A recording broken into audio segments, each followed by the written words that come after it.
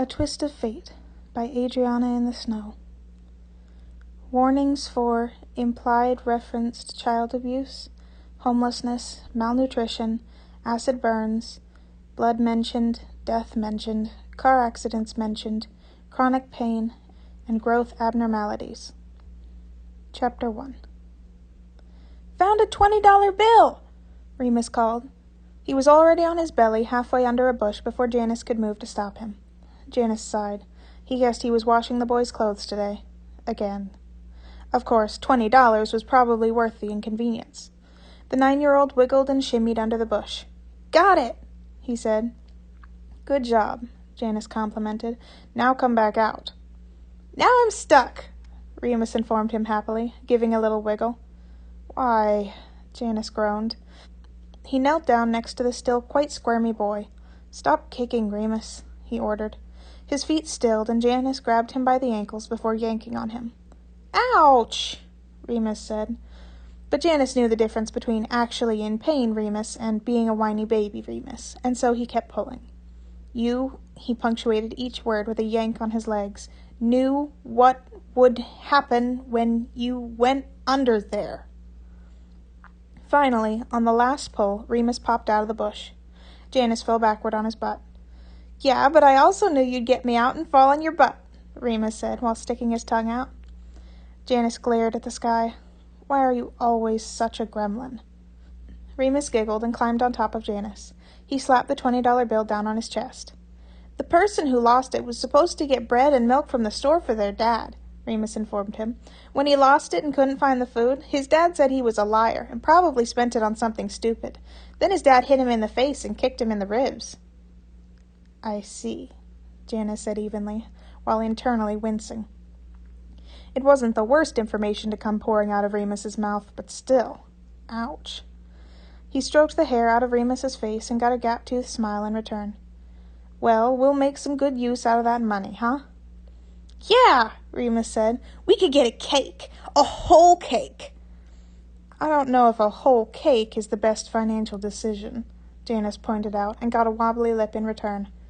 "But," he smiled a bit, "we can buy a frosted cookie from the bakery when we get bread." "Yay, yay, yay, yay!" Janice gently pushed Remus off of him, and he went rolling in a pile of giggles. "Come on, Ree," he said, holding out a hand for him. Remus took it and swung their hands together between them. They walked towards the park entrance, hand in hand. Remus paused a couple feet before the street. "Change now," he instructed. Janice did immediately. He stretched his body up about a foot and pulled it out a bit. He erased the burn marks littering the left side of his face and replaced them with a line of unmarked soul marks framing the apple of his cheek. He carved a couple of age lines into his hands and around his eyes, as well as a few more soul marks on his wrist and hand. Remus adjusted his grip on the now slightly bigger hand without missing a step. Just as Janice finished the shift, a woman with a baby stroller turned the corner. Janice flashed her a smile, and she continued past without a second glance. He and Remus continued to walk until they were on the sidewalk outside of the park. Janice looked to Remus, who was squinting into the air. A few seconds later, he pointed to the right. "Bad," he said. Janice nodded and led him to the left. The shift was already starting to put a strain on Janice, but he couldn't let it go while in the street. Usually he could last longer, but he hadn't gotten much to eat in the last week, and had felt a bit dizzy even before forcing his body not only to shift, but to support a larger-than-normal form. He'd just have to deal. Remus would tell him if he was in danger of passing out anyway, and soon they'd be able to get some real food with the money they'd found today. There was $6.78 in addition to the $20 they'd just found, so they'd be set for a little while if they played their cards right. Luckily, the bakery was only a couple of blocks from the park, and they'd be able to buy some day-old bread for cheap to eat from there, as well as the promised cookie to split. Remus ripped himself away from Janice when they were a couple feet from the bakery and slammed his little body through the door. He was up at the counter before Janice could get through the door. "Hi, hi, hi, hi, hi, hi," he was saying, jumping up and down at the cash register. Luckily, the man just seemed amused rather than annoyed by Remus's antics. "Hello, Jimmy," he said kindly. "Hi," Remus said one more time. "I get a cookie today." "Do you?" the man asked, amused. "He does," Janice confirmed. "He's been impressively well behaved for once in his life." Remus tilted his head all the way back to stick his tongue out at him. The man smiled at them softly. He'd never introduced himself in the time that Remus and Janice had been coming here, but he did have a name tag that read Patton. Patton was here most days of the week. It was always him, a teenage girl, or the older woman who owned the place working. Janice and Remus agreed that he was the best option. He was always nice, and never seemed to be annoyed with Remus, a feat even Janice sometimes struggled with. He'd even snuck them extra food sometimes, which was always a nice surprise. "What'll it be today?" he asked with a smile. "2 loaves of day-old bread and whatever cookie Jimmy wants," Janice said. Patton nodded with a warm smile and moved to get their order. He was always so unflinchingly nice.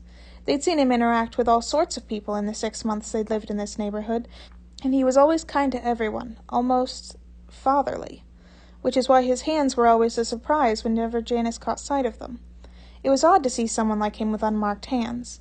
Janice's own hands were unmarked, at least when he wasn't shifted, but that made sense. Janice didn't think he'd make a very good parent, if he ever even had the opportunity. The one on his wrist for Remus was probably the closest he'd ever get, and that was edging more into sibling territory.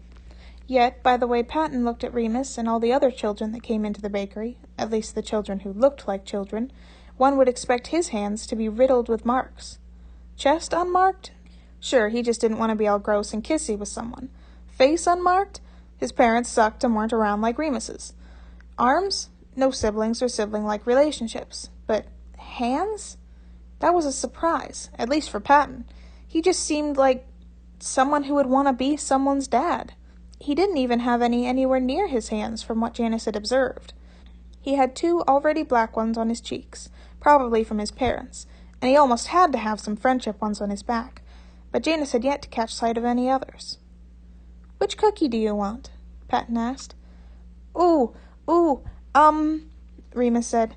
"Should I get the one with the smiley face, or the one with the flowers?" he asked. Patton contemplated. "How about this? If you could pick any design to be on a cookie, what would it be?" "Moggy," Remus said without question. "Moggy's my favorite." "Well, I was decorating a cake a bit ago, and I have a bunch of different colored frosting already out and in piping bags, so why don't I go make you one with Moggy Man on it?" Remus gasped. "Really?" "Of course," Patton said, eyes fond on an enthusiastic Remus. "Anything for one of my best customers." They were hardly his best customers. They consistently only bought the marked-down items, like the day-old bread that was only $1 a loaf. Yet Janice wasn't going to argue, and Remus was so incredibly excited, even if hand-frosting a cookie would take longer, and Janice was already a bit unsteady on his feet. Instead of ruining the fun, he sat down at one of the closer tables and took out the heel of the bread loaf. He technically hadn't paid for it yet, but it'd be fine. He shoved it in his mouth, willing his body to accept the offering of carbs and remain upright. Remus was bouncing up and down while squeaking as Patton went into the back and returned a moment later with bags of purple, black, and gray icing. Janice rolled his eyes even as he smiled through his mouthful of bread. "Did you know Moggy once broke his collarbone fighting Speed Bullet when he was only 19? Remus gushed. "It was so cool! Speed Bullet was moving too fast, and Moggy couldn't teleport in time, and he got thrown off a barn. He would have broken his neck and died if he hadn't ended up in a big pile of hay." Oh, Patton replied. "The hay had cow poop in it." "How did you know he was 19? Patton asked. Remus said. The oops was clear in his eyes, but he recovered easily. "I invented that part. I make things up sometimes." "Ah, well, that's very creative," Patton said as he finished up the cookie. He handed it over the counter to Remus, who took it with a wide grin and proudly showed Janice the cartoon version of the superhero on it. It was really good, especially considering it was done in icing. "Thank you," Janice said, standing up and walking to the counter. "Yes, thank you, Mr. Bakery Guy." "It was no trouble," Patton replied. He was watching Remus with a grin. Janice coughed and then looked back up. "Oh, right," he said. $4.52. Janice handed over 3 of the dollar bills they'd gotten earlier and counted out the rest in change. "Thanks," Patton said, taking the money. "Have a good day, you two." "Bye," said Janice. He shooed Remus out of the door and across the street into an alley. "Anything bad?" he asked when they got there. Remus looked up from his cookie for a moment and thought. He shook his head. Janice sighed and let himself shrink back to normal with a groan. You feel bad, Remus informed him. Thanks for the info, Janice replied. Very helpful. Remus frowned at him and offered the cookie. You can bite off Moggy's head, he offered. Janice chuckled. You go ahead and do that. I'll eat his clavicle. Good choice, Remus said before taking a bite of the icing superhero's head. When he offered the cookie to Janice again, Janice took a bite, then Remus took another bite, and they finished the cookie off in that way. Okay, Janice said. We have about an hour to get groceries before the shop down the block closes, and then we'll go home. Home at the moment was a forgotten-about shed in an old community garden a few streets away. Remus said they'd freeze to death in the winter if they tried to stay there, so they'd have to find somewhere else soon. The leaves were just starting to turn, though, so they probably had enough time to figure something else out, but they did need to be working on it. Janice pushed himself to his feet. The bread and half a cookie had helped, and the shifting this time only burnt a little bit. It would be even better once they had something with protein and fat after going to the grocery store. Janice took Remus's hand again, and they made their way to the shop.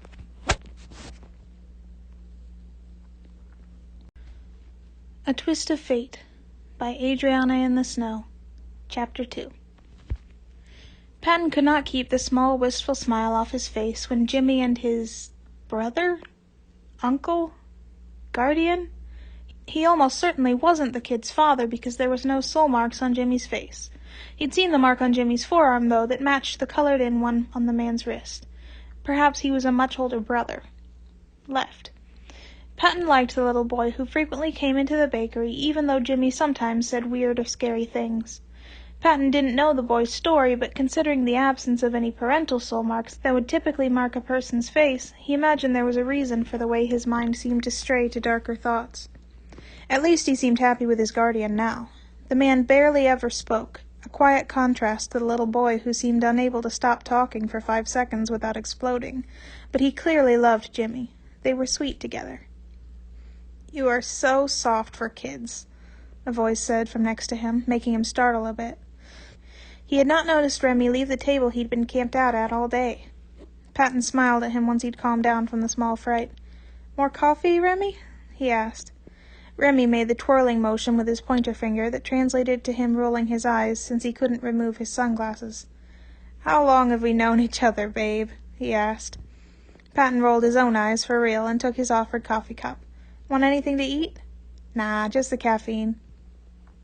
Patton nodded and absent-mindedly went about filling the coffee cup, but then he paused when he caught sight of the clock and spun around. He crossed his arms over his chest. You've been studying since breakfast time. I don't remember you ordering any lunch. I'll get lunch in a bit, Remy said, waving him off.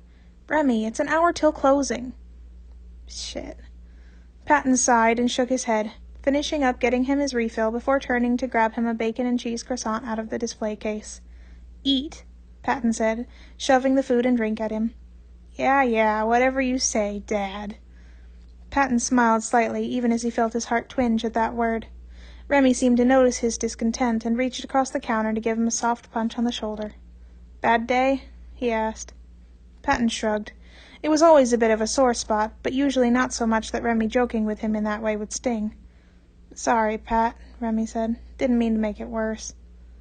It's fine, Remy, Patton promised. I'm fine. Remy studied him for a moment with a frown, and Patton squirmed under the intensity of his gaze, even if it was hidden behind the dark shades. No, you're not, he said bluntly, and maybe that's why he and Remy were soulmates. He was willing to say it, unlike everyone else who had either politely avoided the subject when they were being nice, and when they weren't, well, let's just say Patton had heard the term unloved far too many times in his life. Remy had always done his best, but ever since Patton's parents had died 2 years ago, dwindling his number of soulmates from a measly 3 down to 1, the insult had started stinging more and more. It did not help that Patton could see the writing on the wall, or perhaps on the skin would be more accurate, when it came to Remy. Remy was his platonic soulmate, and Patton loved him so much. But, well, Patton was aware that Remy had a lot of life to live outside of Patton. Remy wasn't quite what one would call a well-loved, but his number of soulmates was in the higher range of normal. There were 3 on his face, 2 from his parents, and 1 blessing mark from his grandmother. 1 dotted his wrist for his baby sister who was still in middle school, who he'd practically helped raise. There were 5 that littered his back in different places, only 2 filled in so far, including the one from Patton.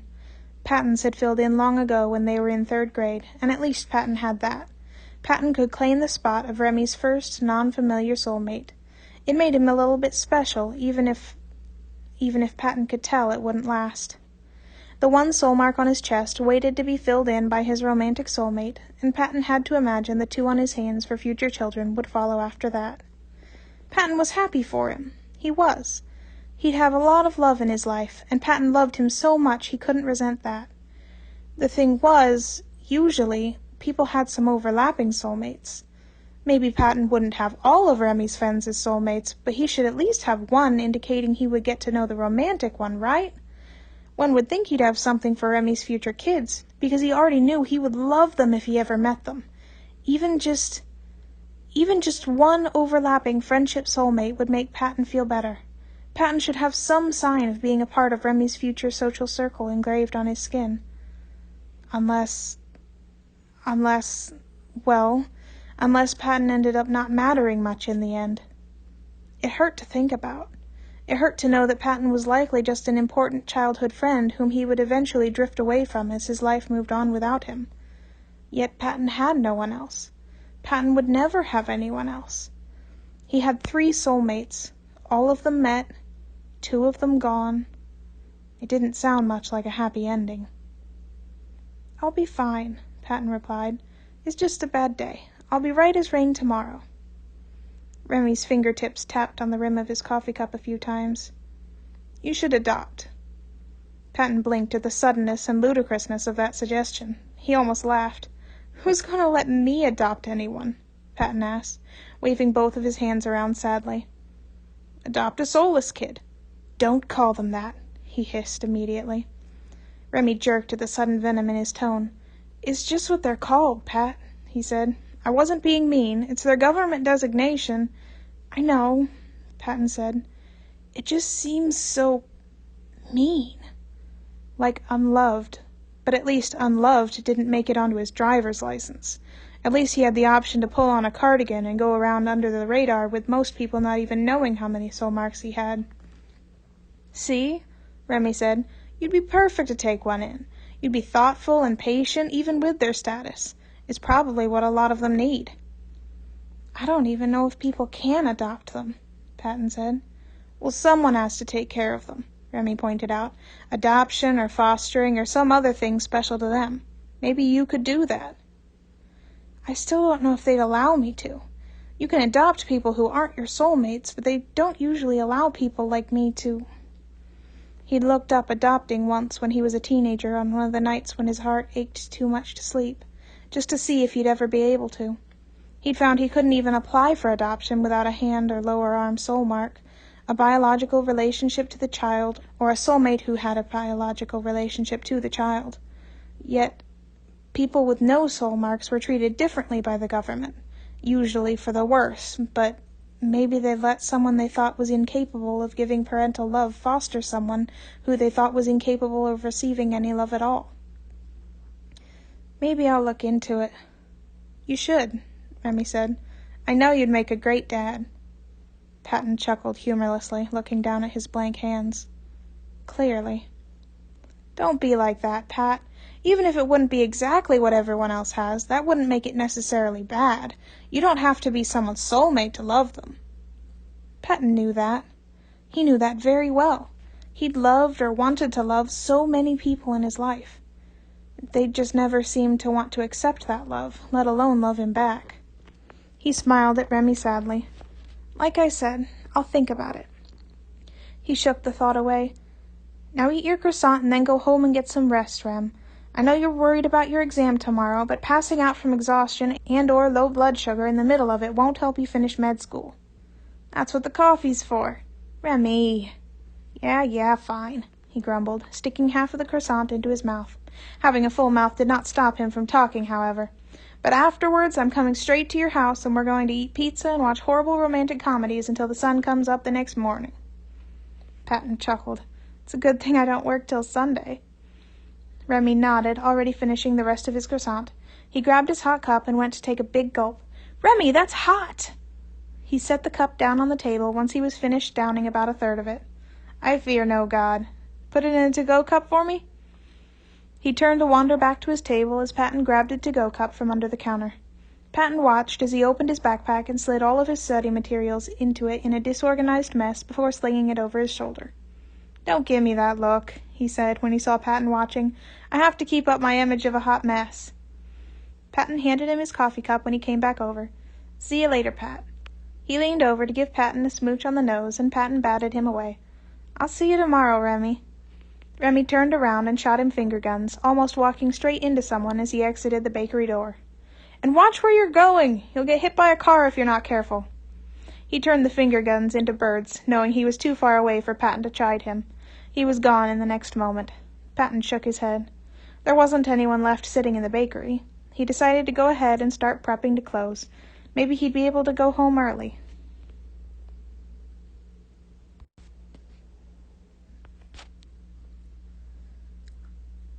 A Twist of Fate by AdrianaintheSnow, Chapter 3. Janice had grown skilled over the last few years at shopping with the little money they were able to find.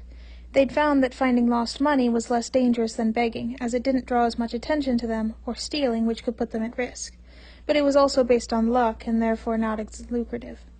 With Remus's abilities, they could easily pull in at least $20 a week, which was enough, but not enough to spend carelessly. They'd usually spend about $2 on bread from the bakery. Then they'd spend about $10 on canned protein like beans and sometimes meat, $5 on vegetables and fruit, and save the rest for bad weeks. They'd managed to get enough for a big bag of rice a while back that also helped. The only problem was building a fire to boil the water, but they managed. They always managed. Overall, life could be a lot worse, which was something Janice always remembered when Remus steered them down a different path. Remus was humming what Janice thought might be Bring Around the Rosie as they walked back down the street toward the bakery. He'd been in a good mood ever since he'd gotten his cookie. Janice was also in a good mood, but that had less to do with the cookie and more to do with the fact that they'd had enough money to spare to buy a few potatoes. It would be nice to eat something hearty and fresh for a change. They'd have to wait to eat them until later in the week when they had more daylight left to cook them, but it was something to look forward to. Now it was beginning to get dark. Most of the stores were closing or closed, and they needed to get back to their shed soon. His mind was on dinner plans for the night when they came up on the bakery. Janice actually noticed Patton before Remus did, but he didn't think anything of it. The man was locking up the store. He turned away from it and took a step toward the street, likely intending to cross to the parking lot on the other side of it. That's when Remus's humming stopped. Remus's hand came up to point at the man.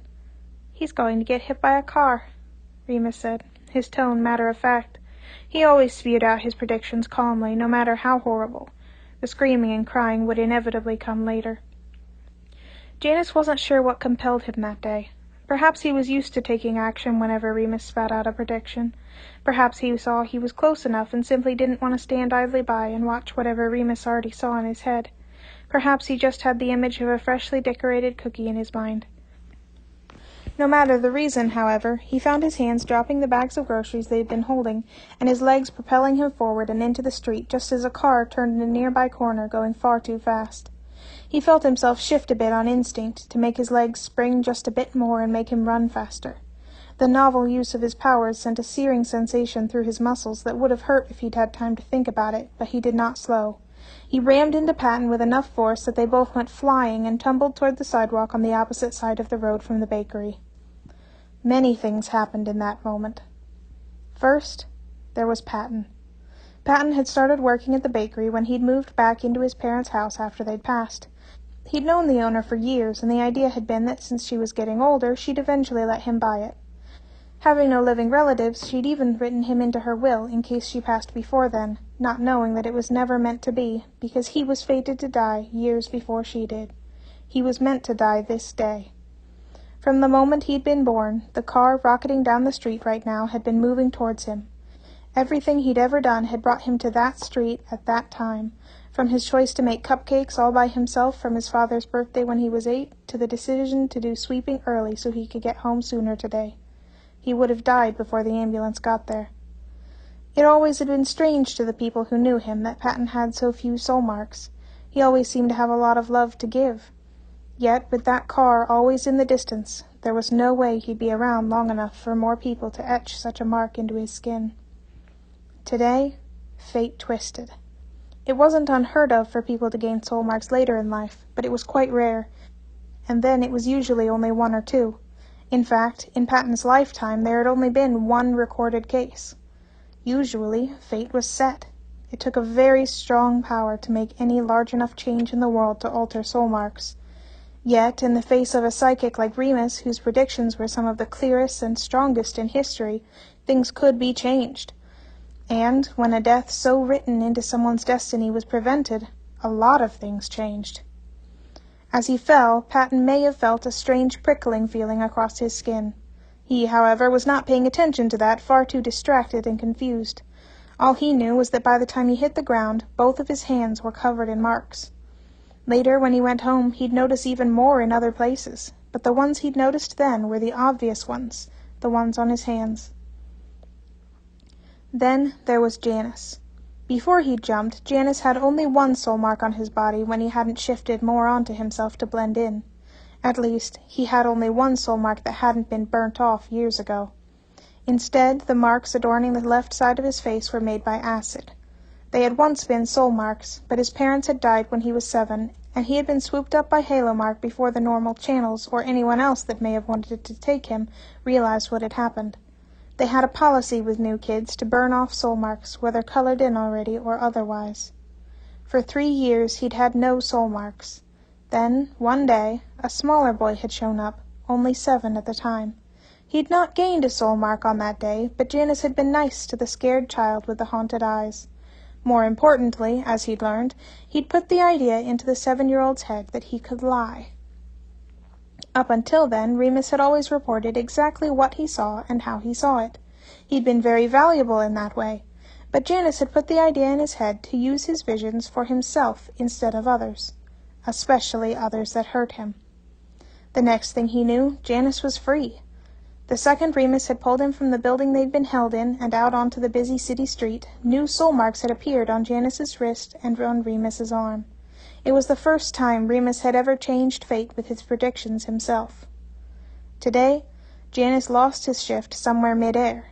When he landed on top of Patton, he did not notice the marks that suddenly appeared on his arm and face. He assumed the weird tingle was from the way he'd recently extended his powers. Patton did, however, notice 2 little designs fade in on the face of the boy on top of him, one along the side of his nose, and the other one right below the scarring on the left side of his face. The second was already colored in blue by the time they hit the ground.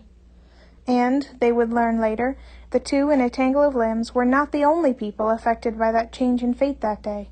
In fact, many people were, but only a few actually knew something had happened in that moment. First, there was Remus, of course. He felt the prickle of the newly drawn soul marks that suddenly appeared on his face, hands, back, and chest. He looked away from the scene for a moment to blink down at the one on his pinky in confusion, and then looked back up. Second, a man about to walk into his night class at the local community college froze halfway through his step, confused and concerned. His first thought was that he was having a stroke at 28, but the strange tingly feeling faded after a moment. When he caught sight of his hands, he turned and rushed off to the bathroom to see why the back of his neck had been tingling too. Last, hundreds of miles away in a different city, a boy jerked up suddenly in his bed with a gasp. He shook the boy sleeping beside him awake. "Logan," he said, "something good just happened." As the last word left the boy's lips, the car that had been meant to hit Patton disappeared around another turn, still going too fast. Patton looked up at the child who had fallen on top of him. He slowly reached up to gently touch the side of his face near the burns. The new yellow soul mark on the back of his hand was the same shape as the filled-in one on the boy's lower cheek. "Hi," said Patton.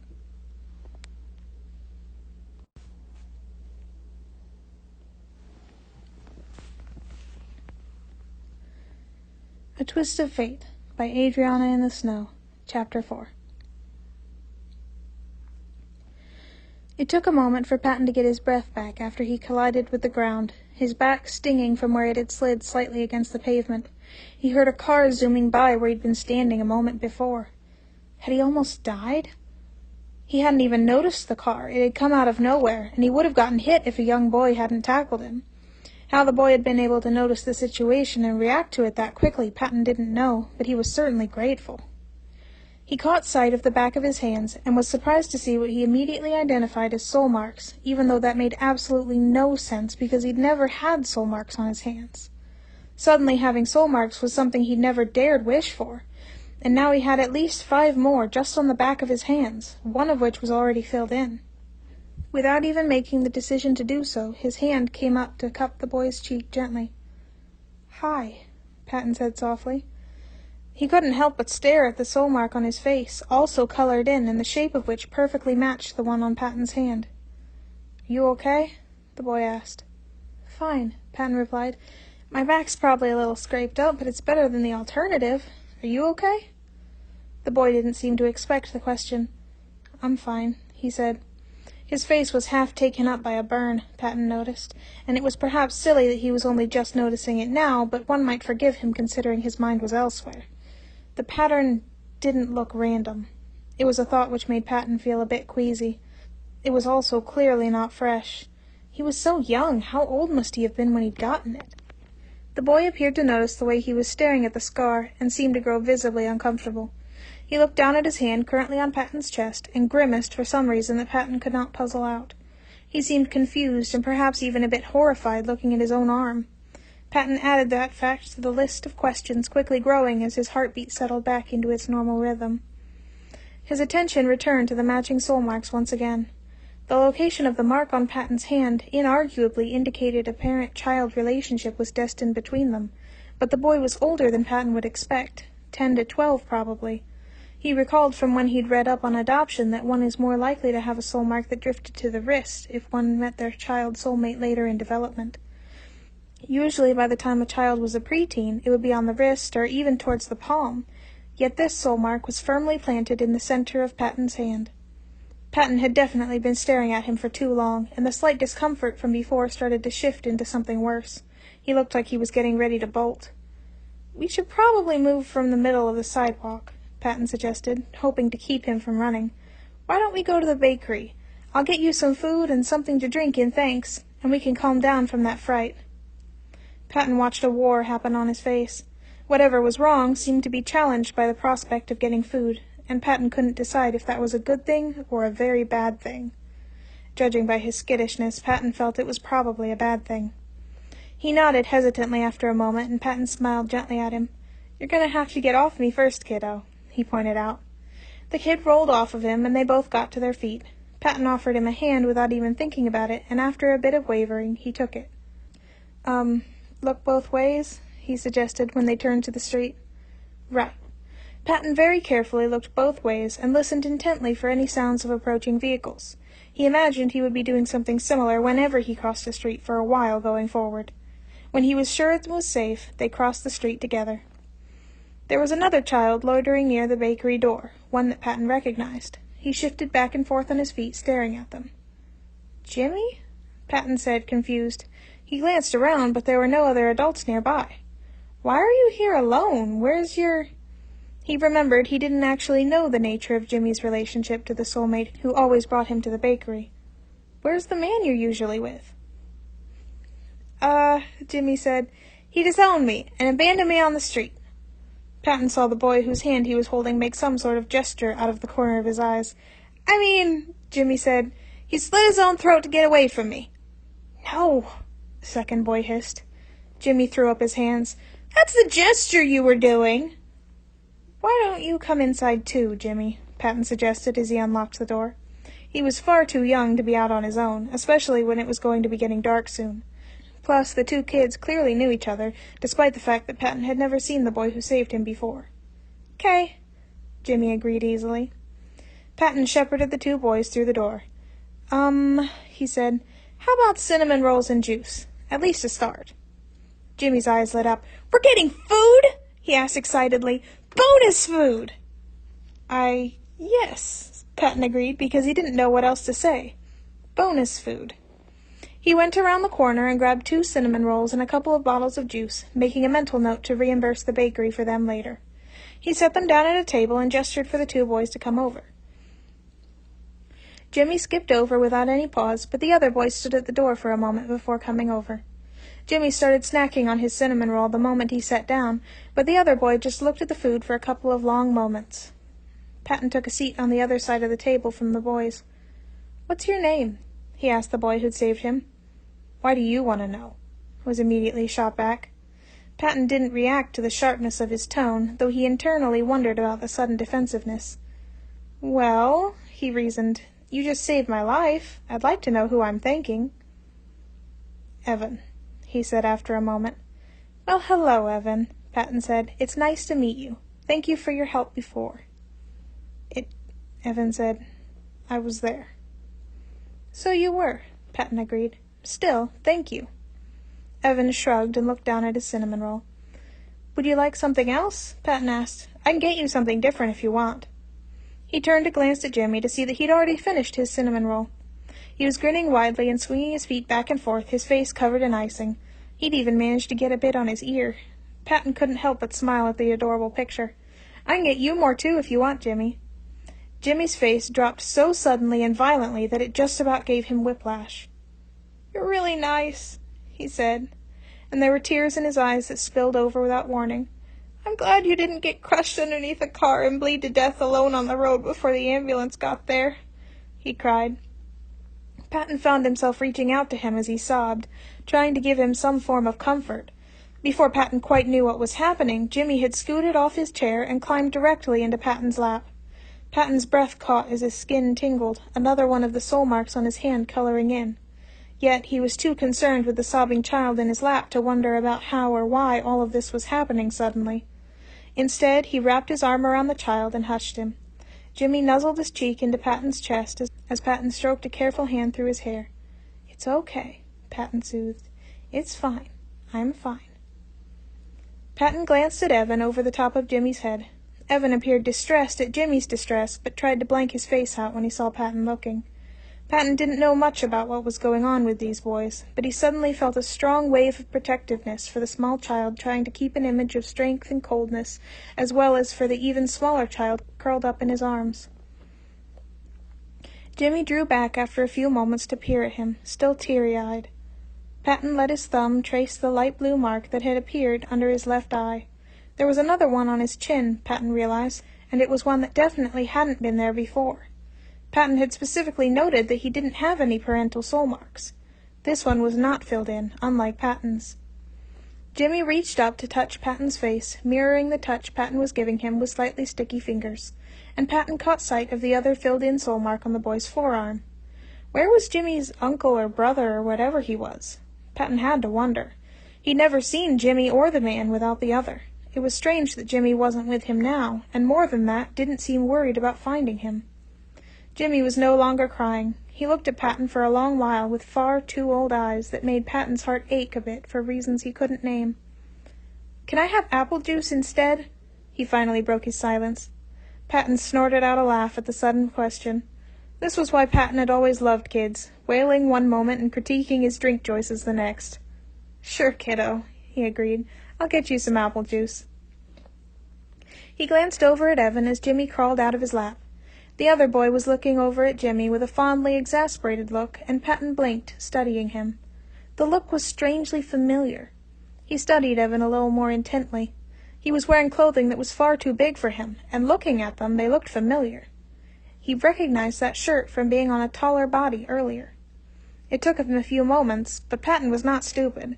The missing guardian, the way he'd looked at his hand earlier and grimaced, the clothes.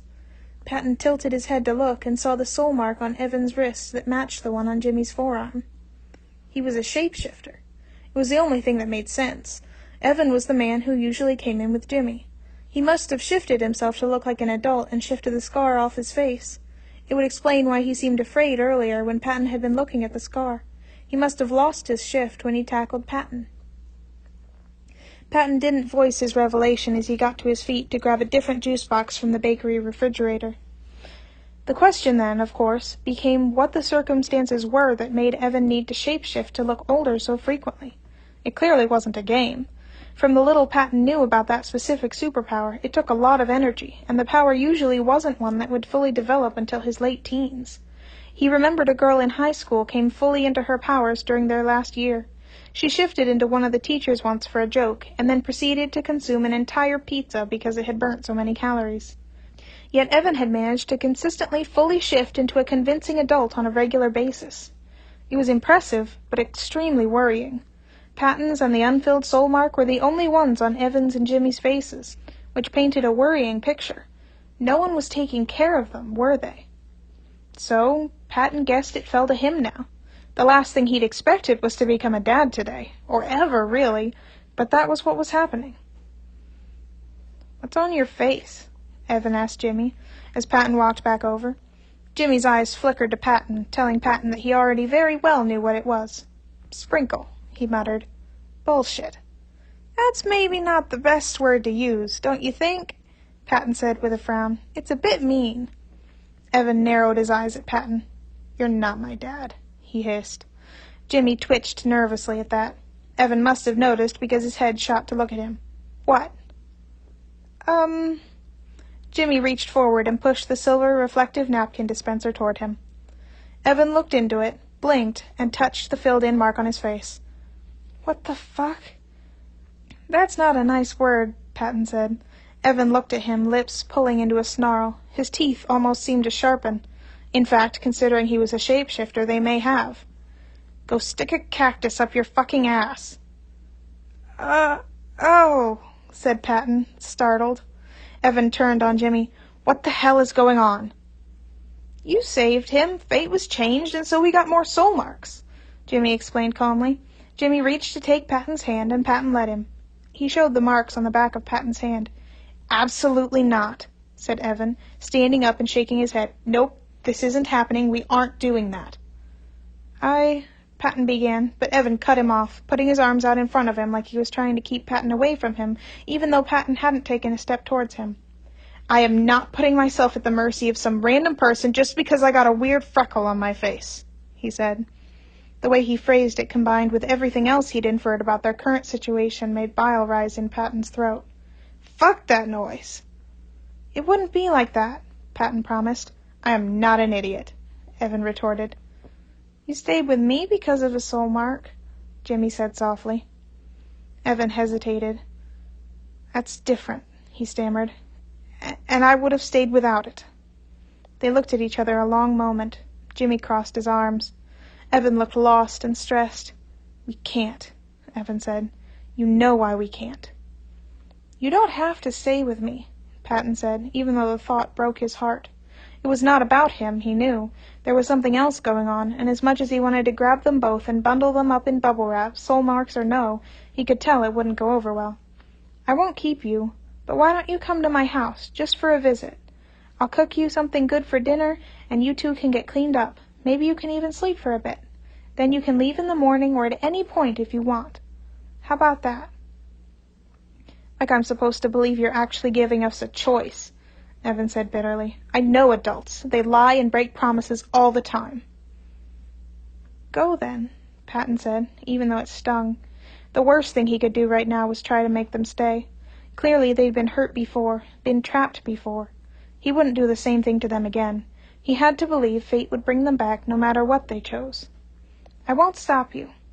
I'll ask that you take my address just in case you change your mind, but I never force someone to stay with me." "You're lying," Evan said. "I'm not. You'll call the cops on us as soon as we go and have them deliver us to your doorstep. They won't even question it because of our soul marks." "No," Patton said.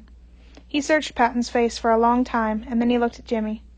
Jimmy just bit his lip and looked down. "I can't see right now," he said. "Anything. On the streets would be more dangerous." Patton wasn't sure what that meant, but it seemed to stress Evan out even more. He looked back at Patton. "One night," Evan said. "You don't separate us, and there needs to be a way for us to leave at any time." "Okay," Patton agreed with a soft smile. He was relieved. They were giving him a chance. He just had to do his best to convince them to stay.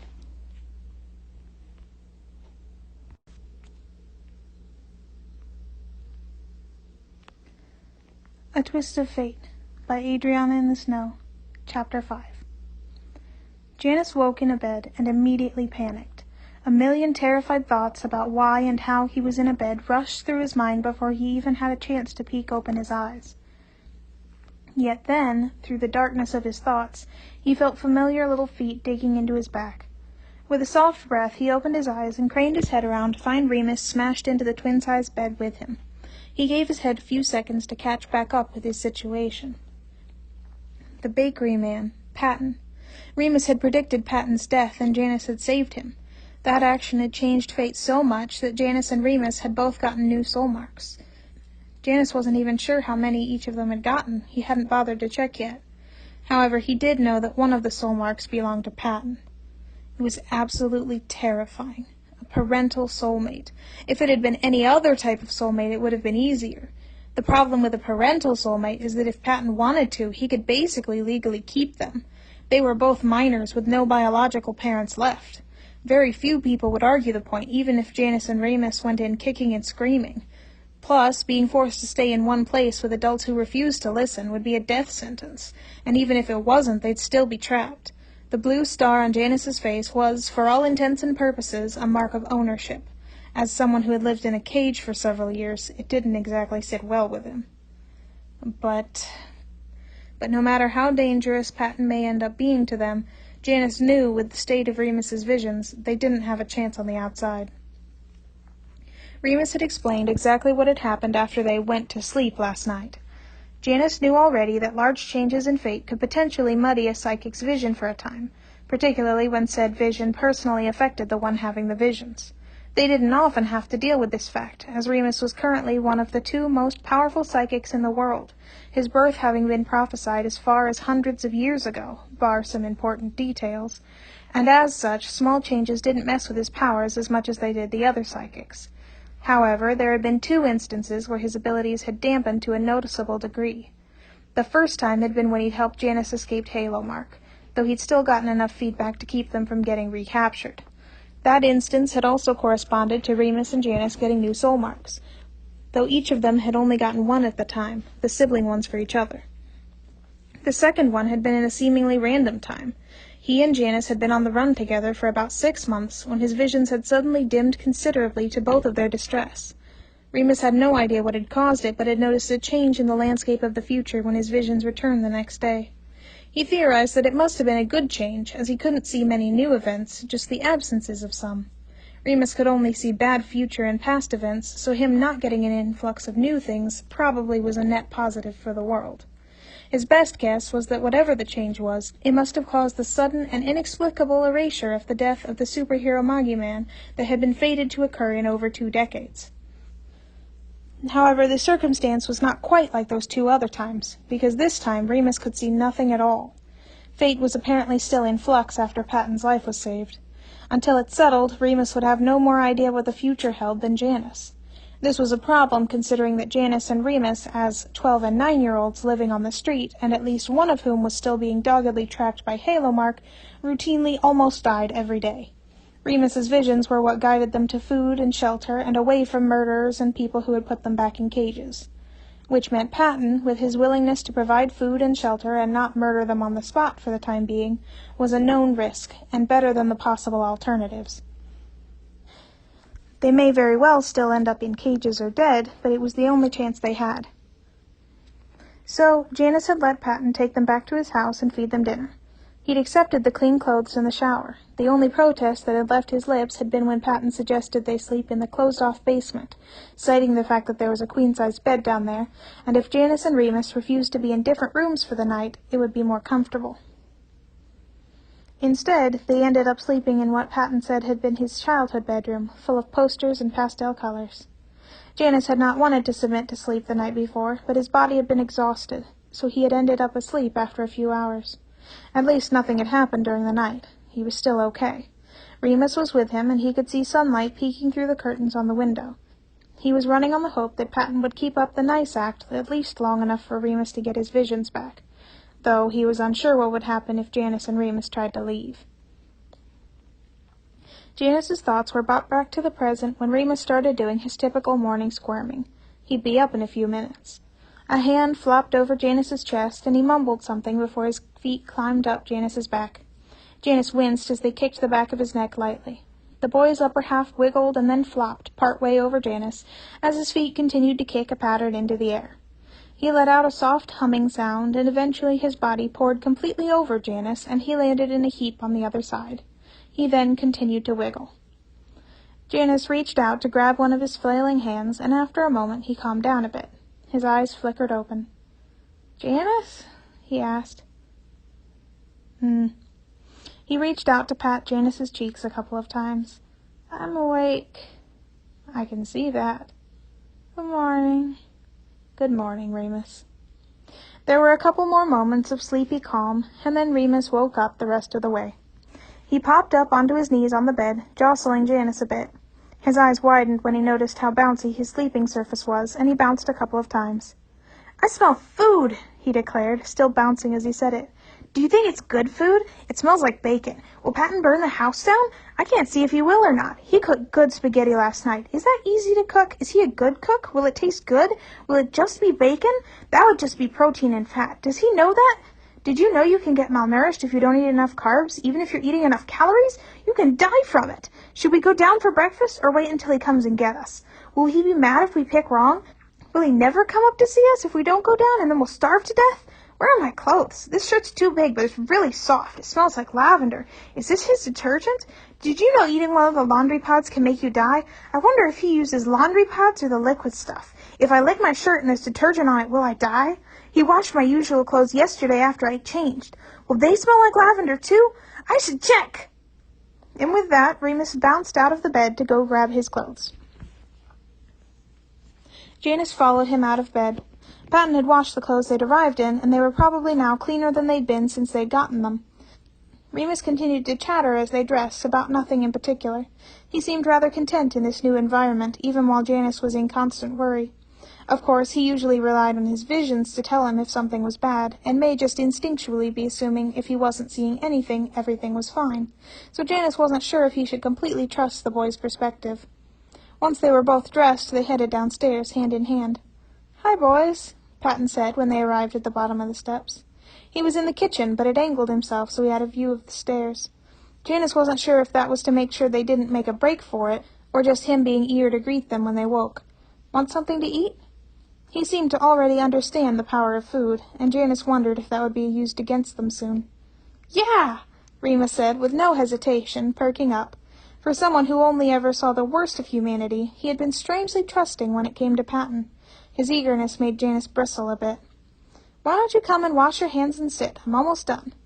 "Do I gotta?" Remus whined. "Wash your hands?" Patton asked. "Yeah, I took a shower just last night. I'm clean." Janice almost rolled his eyes at that assumption, but was too preoccupied with watching Patton's expression. Patton was frowning slightly, and Janice found himself waiting for his reaction with bated breath. Clearly he wanted to say yes. Remus had to wash his hands. But if they pushed him, would he deny Remus food over it? Patton dithered. "I would prefer that you did so," he said slowly after a moment, "as it is a good habit to have. Not washing your hands before you eat can make you sick, since you might be getting germs into your mouth. That being said, I can't make you do anything." "Yay!" Remus cheered. "Go wash your hands, Jimmy," Janice instructed firmly before he ran away with that idea. "Aw," he pouted, but listened. He wandered off to do as Janice asked, and Janice and Patton briefly met eyes before Janice turned to follow him. Remus had tucked his tongue between his teeth as he stood on his tiptoes to turn the water on. He wouldn't be able to reach the soap where it was, so Janice reached forward and handed it to him. Janice's reward for his good deed was a face full of bubbles once Remus got it into a lather. Janice sighed. Once Remus's hands were clean, instead of going to the table, he padded off to stand next to Patton as the man finished cooking the eggs. They immediately struck up a conversation about bugs Remus had seen in the last month. Meanwhile, Janice quickly rinsed his face of bubbles before washing and drying his hands himself. "And then it flew away," Remus was saying when Janice turned back. "Aw," Patton said. "That's sad, but I bet he had some stuff to do." "It got eaten by a bird 2 days later." "Oh," Patton said, but shook off his surprise a moment later.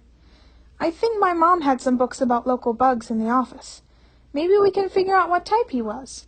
"Really?" Remus said, bouncing up on the balls of his feet. "Sure," Patton agreed. "Oh, do you have any books on octopuses?" he asked. I love octopuses. I'm not sure, Patton replied, but we can look, or I can get you one from the library. Oh, and Japanese beetles are also pretty cool. Anyway, can we get a book about snakes for Evan? Of course, Patton said kindly as Janice resisted, slamming his head against the counter. Would one of you mind getting the grape juice out of the refrigerator, please? Okay, Remus agreed, skipping over to the fridge.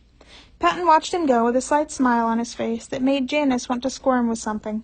He couldn't tell if it was a bad something or not, but it was definitely a something. Patton turned a bit to glance at Janice and quirked his lips up a bit more when he saw him watching. He returned his attention to the stove after a moment and poured the eggs into a prepared bowl. Then he brought that along with a plate of bacon and toast to the table. He'd already cut up an orange for each of them and set it at every plate. He knows about scurvy, Remus said, nodding in approval upon seeing it. Patton let out a surprised laugh. I do, he said. Do you like oranges? Fruits are yucky, but it's better than your body slowly breaking down and swallowing a bunch of blood because your gums won't stop breathing, Remus said, grabbing a piece of orange and stuffing it in his mouth. I guess that's right, Patton said. Maybe we can find a source of vitamin C that tastes better to you. I don't like broccoli, he proclaimed. I'll make a note of that, Patton replied, amused. Would you like me to get you some eggs? Uh-huh. Patton scooped out some eggs for him and hesitated with Janice before Janice held out his hand to take the bowl from him. He then offered a plate of bacon and toast around the table. How did you two sleep? Patton asked. Really good, Remus answered. I like beds. Patton grimaced a bit, but Remus didn't notice, too busy happily making himself an egg and bacon sandwich. And you, Evan? Fine, Janice replied, taking a bite of eggs. He blinked down at the eggs. Janice had made eggs on occasion while on the run, but there was something different about the eggs Patton made. They were a lot fluffier, and they tasted a lot better. In fact, the bacon and even the toast tasted better, though that may have just been that it was fresh bread instead of the day-old stuff they usually got. Plus, there was a lot of food. In fact, he was pretty sure Patton had no idea how much 3 people could eat in one go, because it seemed like he'd made enough for 6. Janice stopped eating when he was full, and it was an odd experience to have 2 consecutive full meals. He felt a bit tired, even though he'd only just woken up. He felt himself mentally drift a bit as Remus and Patton continued eating. They were much slower, since Remus kept rambling, and Patton kept trying to politely pay attention to what he was talking about. This was nice, he supposed. It was almost scary how easily he could feel himself settle around Patton. He couldn't get attached or used to this. They'd have to leave eventually, he reminded himself harshly. His attention was brought back to the conversation when Remus just about flipped his plate off the table with the way he threw his arms around. Chocolate! He exclaimed. Janice looked over to see if that display of recklessness would make Patton mad, but it seemed to be the opposite. He seemed to enjoy Remus's enthusiasm. Chocolate chip or chocolate cookies? He asked. Both! Remus demanded. Double chocolate cookies, then, Patton said. Yay! Patton turned to Janice. Would you like to help us make them? Janice nodded. Sure, he agreed, surmising they were talking about baking cookies. Great, Patton said. Can you help me clear the table? If it means faster the cookies, yes, Remus said, getting up and grabbing his plate and glass. Janice grabbed his own plate with less enthusiasm and took it over toward the sink. Patton washed the dishes while he directed them around the room to gather different supplies for the cookie making. Patton had just put the last dish on the drying rack and was drying his hands when the doorbell rang. Janice immediately panicked because Patton could 100% have called the cops on them before they'd woken up. Patton seemed to sense his panic. It's just Remy, Patton said. Who you don't know. He's a friend, a soul friend. I totally forgot he was coming over today after his exam. I'll ask him to leave. He darted towards his front door. Janice leaned over towards Remus. Be ready to run, just in case. Remus nodded solemnly, even if he looked a bit sad, probably because he wouldn't be able to make cookies if they had to bolt. Then Janice followed after Patton on silent feet.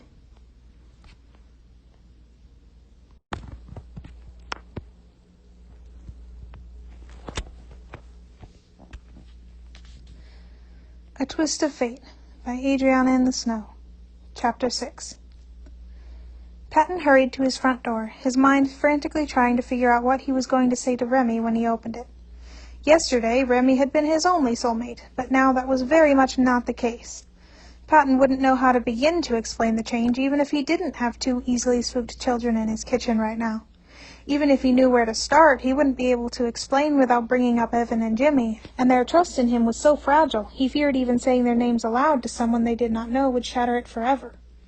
He wanted to tell Remy, though, if for no other reason than to have someone he knew and trusted to talk to about it. Patton had done his best to take everything in stride, but his head had been spinning since yesterday. Part of him thought he really had been hit by that car, and was now having a vivid hallucination as he died. Maybe his mind was recalling the conversation about wanting children he'd had earlier in the day, and was spinning a web of dreams before his consciousness faded away. Reality had yet to truly sink in, even after a night's rest. He'd stayed up later than usual after he'd managed to finally find a sleeping arrangement that the children would tolerate. He'd taken the time to find and categorize every single new soul mark on his body before finally letting himself collapse into bed long past midnight. Considering what he'd found, it still took him a while to calm his brain enough to sleep. There were, of course, the first ones he'd noticed on his hands. 3 of those were in the middle on the back of his hands. Evan's stood alone on his left hand. It was slightly towards the wrist, but still firmly in the territory that meant it was a parent-child relationship. Jimmy's and one of the unfilled insult marks were on his right hand. They were so close together that someone might mistake them for one soul mark, if one was not filled in and the other not. The other 2 on his hands drifted more towards the side of each hand, close to, but slightly out of range of a parental soul mark. When he cross-referenced it with a diagram on the internet, he found it was more than likely a very close uncle-like relationship. He wondered if, or well, hoped, that those 2 might match up with Remy's 2 parental ones. It would be what made the most sense, after all. That was 5 new soul marks, but that was not where the surprises ended. When he'd finally gotten a chance to look at himself in the mirror, he'd been shocked to find a little crescent moon-shaped outline on his neck. That was... well, Patton had not expected that. It made sense, he guessed, that it was on his neck. He had definitely not expected a romantic soul mark, which would be more toward the chest. He never really had those feelings, after all. On his neck meant it was a platonic soulmate, but not exactly friends. They probably shared the children as soulmates, at least the 3 definitely parental soulmates. It was probably a good thing, considering all the children Patton was suddenly responsible for. Or at least, he hoped he would be responsible for. Those 6 had been startling enough, but he'd also gotten a few more. His back was now filled with friendship soul marks that had not been there before. There were 5 more, in fact, putting him at a grand total of 14 soul marks. He was considered a well-loved now. He was an unloved yesterday and a well-loved today. It was wonderful, but also strange and a bit terrifying. How was he supposed to explain this all to Remy, the one soulmate he'd always had, without even being able to mention the 2 new ones he'd found by name? He still had not found an answer to that question, even as he opened his front door. "Sup, babe," Remy greeted immediately. "I brought coffee, but I already drank mine, so I'm going to go invade your kitchen. Okay? Here's yours." Patton took the coffee cup automatically as it was thrust at him. Remy then went to push past Patton into his house, but Patton quickly stepped in his way. Remy's nose scrunched in confusion. "I'm actually busy today," Patton lied. "I forgot. I have plans. Could we reschedule?" "Busy?" Remy asked. His voice was skeptical. Patton wasn't a good liar in general, let alone to the man who had known him since elementary school. "Busy with what?" Just stuff." Remy studied him for a long moment, his gaze somehow sharp, even though Patton could not see his eyes. "What's that on your neck?" he asked. "'Cause it looks like some sort of weird-ass hickey, but you're ace as hell." Patton quickly slapped a hand over the soul mark there. It's nothing," Patton said. "What's on your hand?" Remy reached for Patton, but Patton jerked away, tilting his head to hide the soul mark on his neck and hiding both hands behind his back, almost spilling coffee on himself in his haste. "It's nothing. Sorry I can't spend the day with you today. Can you leave?" Patton saw Remy's eyebrows pop up over his sunglasses. "Girl, what is wrong?" "Everything's fine," Patton promised, "but I need you to leave. I'll talk to you later." Uh-huh. Remy did not seem convinced. In fact, despite his standard cool demeanor, he looked rather alarmed. "Oh, God," Evan groaned from behind Patton. "Just let him in." Patton turned back to look at him. "But You're a shit liar, and he's going to call the cops on us if you don't, Evan said. Patton really wanted to correct the swearing, but he held his tongue. Just let him in. Patton turned to look at Remy, who was giving him that slightly to the left head tilt that meant, I'm squinting at you in confusion. Why don't you come in? Patton said. He stepped out of the way to let Remy walk into the house and close the door behind him. They all awkwardly stared at each other for a long moment. Let's, Patton finally said, living room, if that's okay with everyone? Evan didn't respond, but stalked back toward the kitchen. Patton assumed he was getting Jimmy. That or bolting. What the hell, Pat? Remy asked, voice low. They're my soulmates, apparently, Patton said. He waved the hand with Evan's soul mark at him. Your what? Remy asked. Then, they?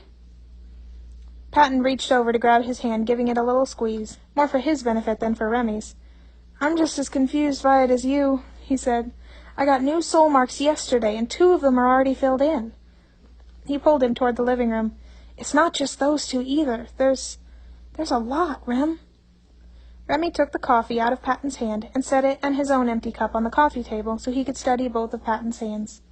One of his thumbs rubbed gently over one of the marks on the side of his hand. Had he done the math too? Patton had to wonder. Had he wondered why Patton did not at least have soul marks for Remy's children? Patton had never dared to bring it up, but Remy wasn't stupid. Did he see the same thing in those 2 soul marks as Patton? And some on my back, too, Patton told him. Not to mention, Remy gestured at his neck. Patton put a hand over his mark, blushing a bit. Yeah. Just then, Evan and Jimmy entered from the kitchen. Jimmy looked at Remy and instantly opened his mouth. Oh, I know you! Patton glanced over at Remy, but he seemed just as confused as Patton, so he turned back to the kids. Evan had gone tense all of a sudden, as though readying to run. His hand dug into Jimmy's shoulder, and Jimmy's head jerked to him. No, something happened to him. He didn't do something. That confounding statement made Evan slowly relax, but he still looked over at Remy and Patton leerily. Jimmy did not seem to have the same hesitancy as Evan. He shook off the grip on his shoulder and waved. Hi! You're a doctor!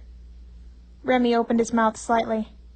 Well, he said slowly, I'm currently in medical school. That's what I meant.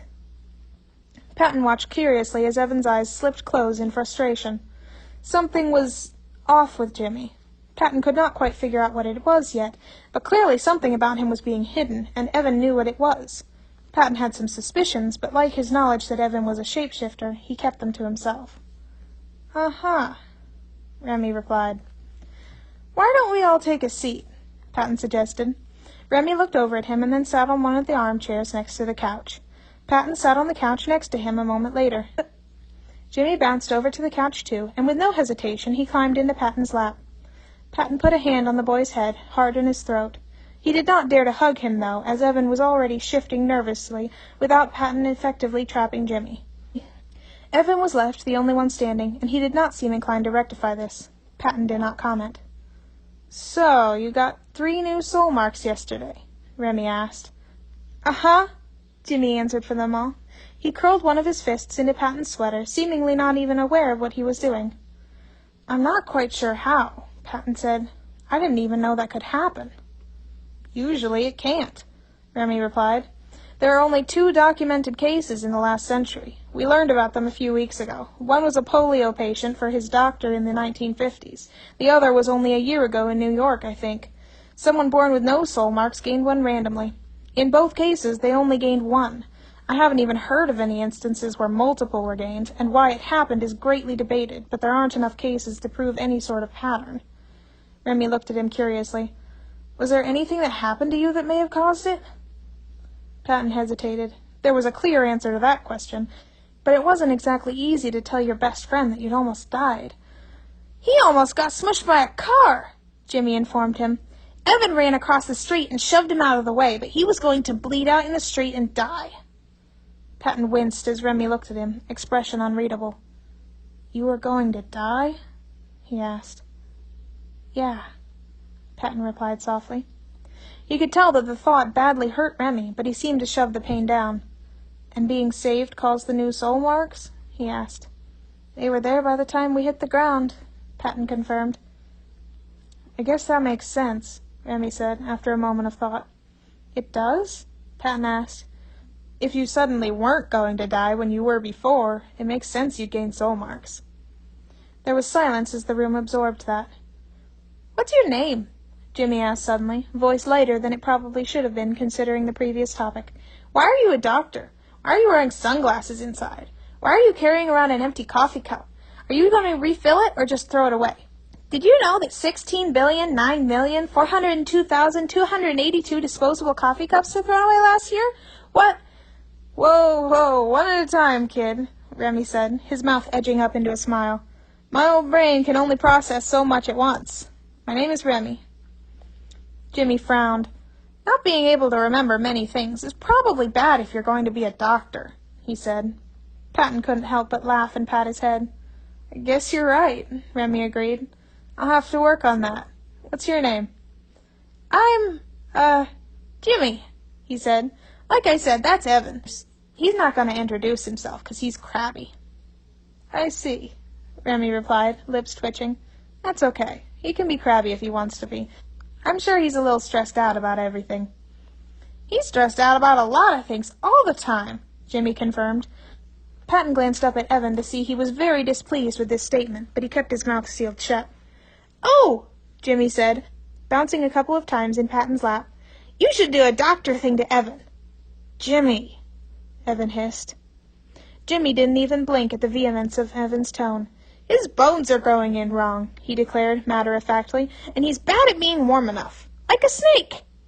Patton internally winced. He wasn't an expert, but that sounded like it was probably the result of shape-shifting too much and for too long. Plus he has bad burns on his back that are healed, but they still hurt him. Traitor, Evan accused hotly. He looked like he wanted to escape the room, but he obviously wouldn't leave without Jimmy, and Jimmy was in Patton's lap. Patton wondered if that was on purpose. Jimmy frowned at him. You need to see a doctor, he insisted. You almost pass out every day. No. Yes. They stared at each other for a few long moments. I'm not going to make anyone accept medical care they don't want, Remy said evenly. Evan looked at him. He was pretty twitchy and still looked like a trapped animal. If you want me to look at you, I will, but I won't make you, even if you are sick, and you can stop me at any time. Really? Evan asked suspiciously. Really, Remy confirmed. It's an open offer, but we can stop talking about it if it would make you more comfortable. Jimmy was frowning at Evan, but Evan just glared back. The younger boy seemed to shrug it off after a moment. He tilted his head back to look at Patton. Can we make the cookies now? He asked. Patton laughed. Sure, he agreed. We can make the cookies. Evan seemed to slowly relax just a bit as the day went by. As promised, Patton made double chocolate chip cookies with the help of both Jimmy and Remy. Jimmy was a bit too enthusiastic and often almost knocked things over. He also had interesting ideas for additions to the batter that he did not always remember to ask for permission for before putting them in the bowl. Remy, on the other hand, knew exactly what he was doing when he tried pouring coffee into the batter, and Patton was very unhappy with the fact that he was trying to caffeinate Jimmy of all people. Evan ended up being the most help, despite insisting on just observing. He warned Patton about almost all of the potential disasters before they were put into the batter. After the cookies were put in the oven, they went with Remy and Patton's original plan of watching movies, though they chose more age-appropriate ones than the planned romantic comedies. If Patton was being honest, he actually preferred the Disney movies over whatever Remy would have inevitably chosen. Despite there not being any caffeine in the cookies they ate, Jimmy insisted on bouncing between sitting on the couch with Patton and in the recliner with Evan every 30 minutes or so. This had been going on for 2 1/4 movies and didn't show any signs of stopping. He just jumped onto Patton without warning, causing Patton to jerk and accidentally knock a bowl of popcorn into Remy's lap. Remy just laughed, looking over at Jimmy with a smile, and that's when Evan broke. What would you do? He asked. Remy blinked over at him, one hand still distractedly brushing popcorn off his front. In the doctor thing, or whatever, Evan clarified. Remy didn't move from his seat in the armchair next to the couch, instead just folding his hands together over the popcorn in his lap. He calmly explained from across the living room, with Lady and the Tramp running in the background, every part of a normal doctor's checkup. Then he explained about wanting to take a look at his burn scars, as well as do a couple of x-rays. How would you do the x-rays? he asked suspiciously. Remy smiled and tapped the edge of his sunglasses. "There's a reason I wear sunglasses inside," he said. "You have a superpower," Evan said, something odd in his tone. "X-ray vision. Believe it or not, that's not why I'm becoming a doctor." Evan bit his lip. "You can do the first few things. We'll see about the rest." "All right, kid," Remy agreed easily. "Pat, you have a thermometer and a blood pressure cuff, right? Can you get those for me?" "Sure," Patton said, gently pushing Jimmy off of his lap and walking to the main bathroom to grab what Remy had requested. When he returned, Remy had stood and crossed to kneel next to Evan's chair, and Jimmy had abandoned the couch to sit on his armrest. There was also a stethoscope, Patton said. He set the instruments on the side table and then quickly backed off to give Evan some space and sat on the couch again.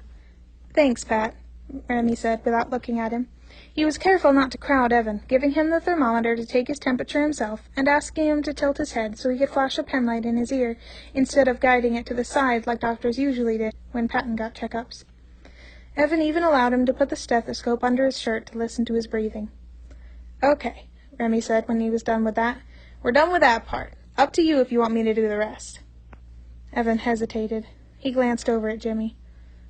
"Fine," he said after a moment. "You can look at the burns." "You'll have to take your shirt off," Remy said. "Right." "Would you like a blanket to cover up the rest of you?" Patton offered. Evan glanced at him. Yes, I would." Patton nodded and grabbed one of the blankets on the back of the couch. He walked it over to him and handed it over. He took it and wrapped it around himself before starting to squirm out of his shirt from underneath it. "Okay," he said after he was finished. Patton could see the stress at his vulnerability growing in his eyes. "It's on your back, right?" Remy asked, his voice gentle. "Yeah," he said. "All right, I'm going to touch your shoulder," Remy soothed. When Evan nodded, he reached out and slowly pulled the blanket away from his back. The acid burn scar there was much worse than the one on his face, deeper and more widespread. It made Patton's chest ache to think about the pain that the injury had caused when it had happened, especially if it was bad enough that it still hurt him now. "Okay?" Remy made sure. "Yeah," Evan answered. Remy nodded and leaned forward, his fingertips just brushing the skin on the child's back. The second their skin touched, they both jumped. "Interesting," Remy said, surprised. Patton's eyes were glued on what had startled them both. A soul mark had filled in on Evan's back right in the middle of the deepest part of the burn. It looked like nothing Patton had ever seen before. Before he and Remy had touched, Patton hadn't been able to see that there had ever been a soul mark there. Whatever had been used across his shoulders had seemingly completely erased it, but now there was an emerald blot of color, twisted and distorted by the burn, but still definitely there. Whatever shape it was meant to be before was indiscernible, but the way the color subtly popped out against his dark skin was still incredibly beautiful. Evan twisted around to look at the soul mark in confusion. "Didn't know you could get a soul mark that was burnt off." "You can't," Remy said. He squinted at Evan and then at Patton. "And I guess you're a weird kid." Evan's eyes flickered up to him. "You're the other half of this equation," he pointed out. "So what does that make you?" Remy replied with a smile. "I already knew I was weird." Evan smiled tentatively back. He seemed to be calmed by the fact that Remy was his soulmate, contrary to how he'd felt when he learned Patton was his soulmate. Patton was a bit surprised, but he guessed it made sense, considering a friendship soul mark didn't give Remy any legal rights to him, unlike a parental one. His fear was about control, Patton had surmised by the way he'd acted and the things he'd said about autonomy. He felt Patton was a threat to that, but Remy was not one. "I'm going to continue looking, okay?" Remy said, laying a hand on his shoulder again. Evan allowed it, and Remy kept looking at the burns through his glasses still. He asked questions about how much and when they hurt, and then sat back after a few minutes. "How about the x-rays?" Evan took a breath. "Yeah, why not?"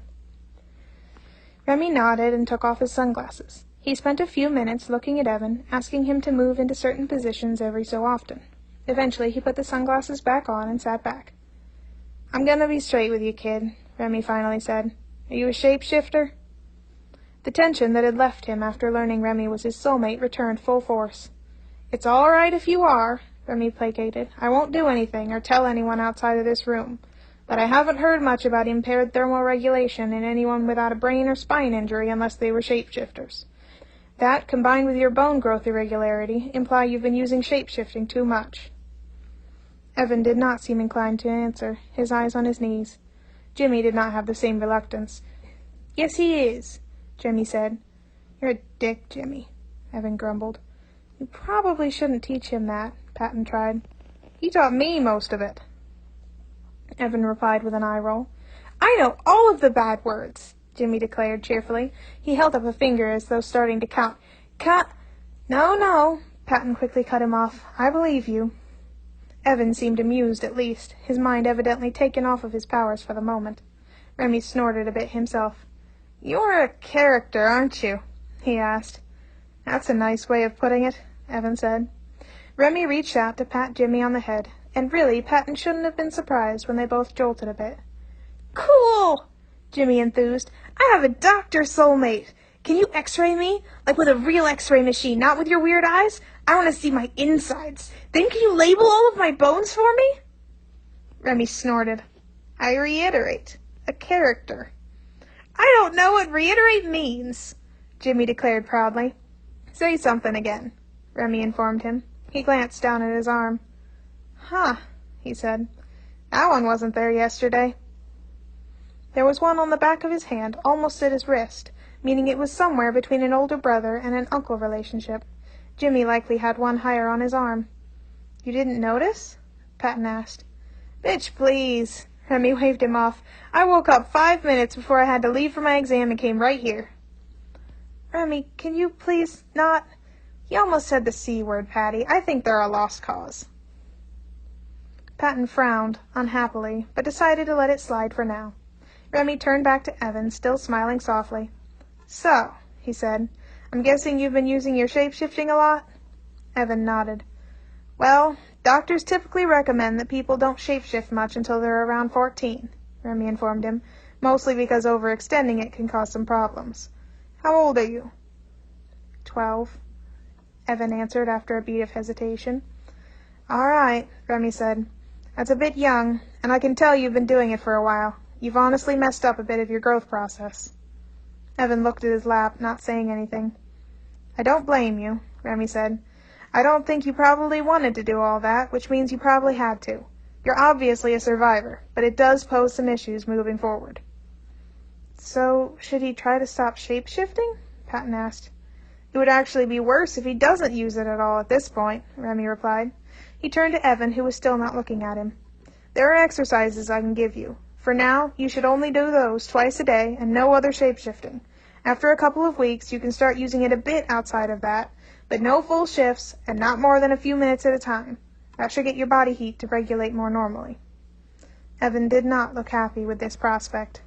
"I'll try," he said dubiously. "I guess that's all I can really ask," Remy said with a sigh. "The bone growth would take more to fix.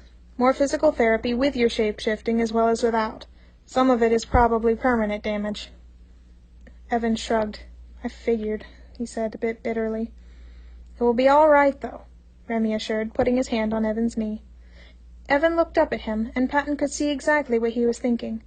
The not being able to shape-shift at all for 2 weeks, the extended physical therapy necessary to even start to fix the bone growth irregularities. Those things depended on having somewhere safe to do so. It depended on staying with Patton, and Evan still wasn't sold on that. "Of course," Evan said, and Patton could tell he was lying. Patton would need to do his best to convince him to stay. A lot more was on the line than he'd thought.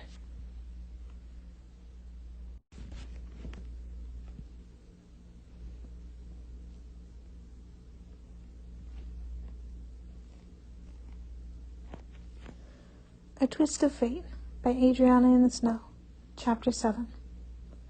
Over the course of the next 2 weeks, Janice was time and time again faced with the disconcerting fact that being around Patton was like breathing. He was an absurdly kind man who seemed to, at every turn, genuinely want to make their lives better, while also respecting their privacy and feelings. The fear that Patton would purposely do something to harm them in any way had slowly faded, despite Janice fighting to hang on to it tooth and nail. He still feared what he could accidentally do out of good intentions, or what could happen to them because they'd stayed in one place for too long, but he didn't fear Patton being malicious. There had been no tricks that Janice could see. There was always an escape route open for them if they decided to bolt. They were never trapped or manipulated. Janice could not find it in him to fear Patton. In fact, sometimes he felt himself fearing for the man because of what giving Remus and Janice shelter could mean for him. This was all very worrying because, if Janice had started to feel a twinge in his chest when he thought about leaving and never seeing Patton again once Remus fully regained his visions, then he couldn't imagine how much distress it would put Remus through when the day finally came. Remus had never had any of the restraint Janice had when it came to Patton. From the beginning, he'd all but attached himself to the man at every opportunity, often literally. Patton would sometimes give Remus piggyback rides around the house when he needed to do something, but Remus didn't want to be left alone. It was tragically adorable. Remus clearly adored living here, and he'd been all in from day one. Janice had already known Remus would be distraught when it was time to leave, but the day would be coming soon enough. Remus was already starting to get flashes of certain things. They were inconsistent and vague enough that Janice knew they couldn't leave yet, but they were still there. Still, even though Remus was attached, Janice hadn't had any question that Remus would follow him when the day came. And then that damned cat happened. Remus was running around the yard, and Janice was watching him from his chair on the patio. It was getting a bit too cold for Janice to be truly comfortable outside, despite the physical therapy helping him stay warmer recently. However, Patton had come out a few minutes ago to sit and watch Remus entertaining himself. He had brought Janice a rice heating pad that he'd warmed up in the microwave, as well as a blanket. Janice had curled around the warmth under the blanket, and now felt quite sleepy. Sleepy, not tired or exhausted. He'd actually been getting full nights of sleep in a real bed, even if the twin bed was a little cramped with both of them on it. Yet, despite his warm laziness, Janice did not miss when Remus crawled under a bush. He sat up with a frown a couple of seconds after he disappeared. "What are you doing?" Remus just giggled. Janice sighed tiredly, ready to get up, but Patton beat him to it. He set a hand on Janice's shoulder briefly and not demandingly, which was why Janice did not throw it off. "I'll check on him," he offered. He waited a moment, and Janice realized he was waiting for permission. Janice nodded and settled back into his seat. Patton walked over to the bush and bent down. "What are you doing under there?" he asked, his voice light and happy. Remus laughed, and Patton gasped, but in an overdramatic happy tone instead of a worried or distressed one. "Is that a kitty?" Remus said something that Janice couldn't make out, and Patton reached his hand under the bush. Janice watched as, after a bit, he drew his arm back, and a cat's head popped out from under the bush. It followed the hand to bump up against it. Patton drew the cat out from under the bush with gentle pets and noises. Remus quickly scampered out of the bush himself and held out his own hand, mimicking Patton. The cat began to walk in figure eights in order to get the maximum amount of pets from the both of them. It seemed like it might end up being a never-ending loop, but Patton finally stood back up after a couple of minutes with one last pat to its head. Remus was left on the ground with the cat, giggling and continuing to pet it. Patton walked back over to Janice. "I'm a bit thirsty. Would you drink some hot tea if I made a pot?" he asked.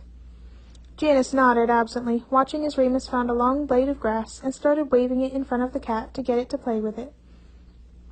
Patton walked into the house to make tea. Janice continued to observe Remus and the cat.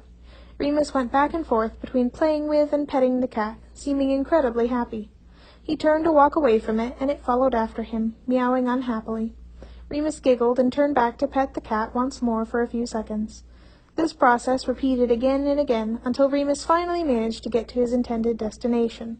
It seemed he'd spotted a bit of string that had been caught in a bush at the end of the yard. Patton returned around then. He had a second rice heating pad to switch out the old one with. Janice melted under it when he placed it under the blanket, barely remembering to take the warm cup of tea from Patton. Patton sat back down in his chair a few feet from Janice and glanced over at Remus and the cat, smiling softly. Remus managed to get the cat running around in circles and jumping to try and get the string. They played for a while until Remus seemed to get bored and plopped down onto the ground to allow it to crawl into his lap. Janice had allowed himself to get lulled into an almost doze by the calmness and the warmth, but he sat bolt upright when he suddenly heard a sniffle. The cat was still perched in Remus's lap, but the mood had shifted dramatically. There were tears streaming down Remus's face as he stroked the cat's head. The cat stretched up to sniff at his face, as though concerned by the tears. Janice knew exactly what had happened. Patton, however, did not. He noticed Remus was crying only a moment after Janice had, and immediately rushed over to kneel in front of him. "Oh, Jimmy, what's wrong? Are you hurt?" Remus shook his head, starting to cry even harder.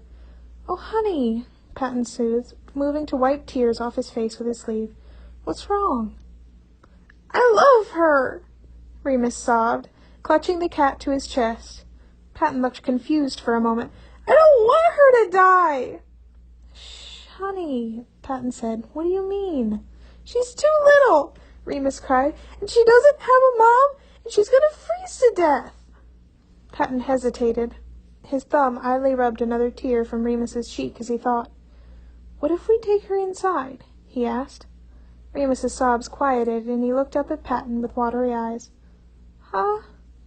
Patton smiled at him slightly. "If we take her inside," Patton said, "she'll be nice and warm. We can get her a nice, soft cat bed and a blanket. What would happen then?" Remus blinked at him. "I don't know," he said.